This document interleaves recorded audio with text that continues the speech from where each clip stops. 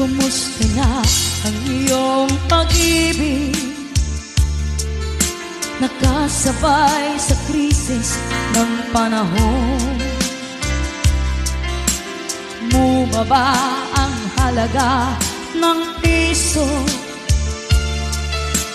Di kaya sumabay na rin ang pag-ibig mo? Dati-dati